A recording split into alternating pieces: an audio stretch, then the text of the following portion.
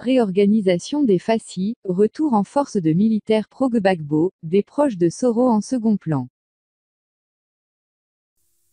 Avant de commencer, n'oubliez pas de vous abonner et d'activer la cloche de notification, car cela va vous permettre de ne plus manquer les prochaines vidéos. C'est parti!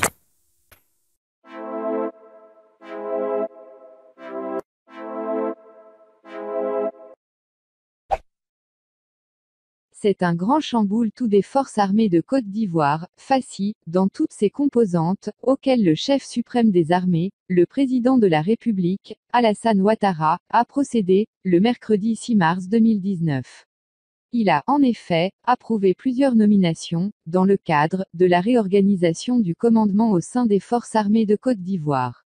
L'état-major général, le cabinet du ministre de la Défense, l'inspection générale des armées, les régions militaires, l'état-major de l'armée de terre et tous les bataillons, l'armée de l'air, la marine nationale et son état-major, les forces spéciales, le commandement des écoles et centres de formation, la gendarmerie nationale, les unités rattachées à l'état-major général des armées, la garde républicaine, le groupement des sapeurs-pompiers militaires, y compris le commandement des musiques militaires et les grands corps. En tout cas, pas un seul segment n'a échappé au « scalpel » du chef de l'État. Cette réorganisation aux allures de chamboulement intervient à moins de 30 mois de l'élection présidentielle d'octobre 2020. La décision d'Alassane Ouattara est loin d'être guidée par un hasard. Elle s'inscrit, de toute évidence, dans un schéma bien réfléchi.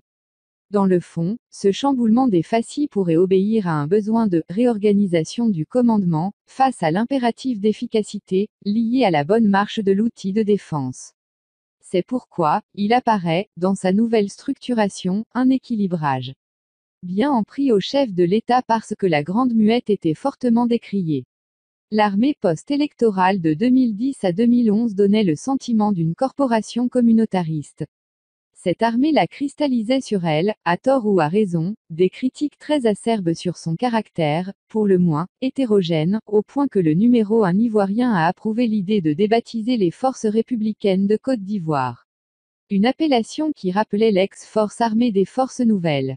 Cette armée, réorganisée, dont la structure vient d'être dévoilée aux Ivoiriens, porte la touche de Ahmed Bakoyoko, ministre de la Défense, et la marque du général Doumbia Lancina, chef d'état-major général des Fassi. Elle se caractérise par son homogénéité, faisant cohabiter en son sein des hommes qui se sont affrontés hier.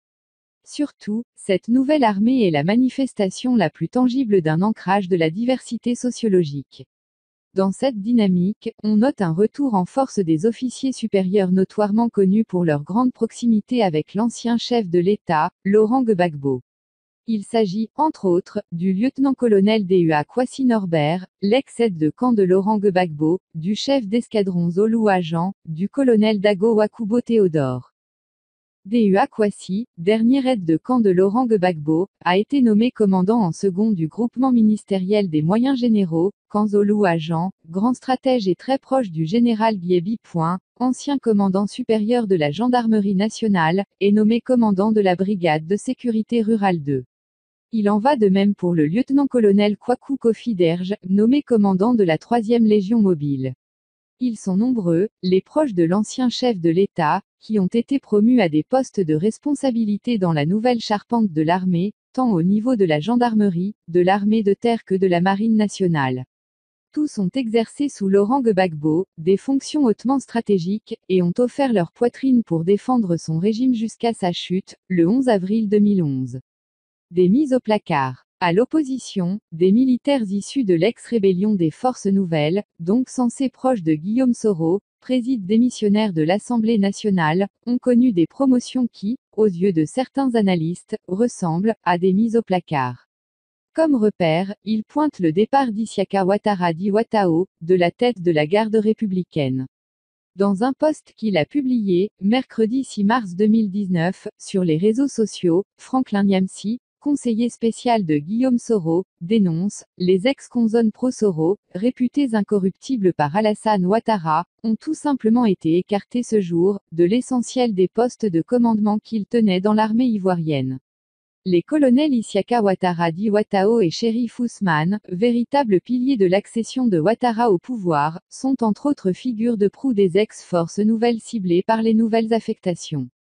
Anciennement patron du 1er bataillon des commandos et des parachutistes, le colonel Ousmane Chérif est nommé sous-chef d'état-major de l'armée de terre, laissant le beau coup au chef de bataillon, Coupé Silué. Jusque-là commandant de la garde républicaine, le colonel Isiaka Ouattara dit Ouattao prend la tête des unités rattachées à l'état-major général des armées, avec rang de sous-chef d'état-major général des armées.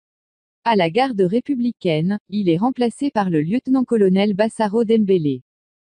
Néanmoins, le colonel Zoumana Ouattara prend les commandes de la 3e région militaire de Bouaké, quand le 3e bataillon d'infanterie de Bouaké est désormais dirigé par le colonel Losni Fofana, deux anciennes figures de proue de l'ex-rébellion. Le bataillon de sécurisation de l'Est, basé à Bondoukou, est confié au colonel Morou Ouattara, quand celui de l'Ouest, basé à Man, a pour chef de corps, le colonel Draman Soro. Au niveau de la Marine nationale, le poste de sous-chef d'état-major est confié à Amara Koné, et le capitaine de corvette Jami Palé devient le commandant du groupement des fusiliers commandos. Le colonel Gaoussou Koné dit Jagao est nommé à la tête du bataillon de commandement et des services, quand le groupement ministériel des moyens généraux est dirigé par le lieutenant-colonel Inza Fofana dit Grouman. Tous avaient été élevés, dans l'ex-rébellion, au grade d'officier par Guillaume Soro, qui en était le chef de l'aile politique.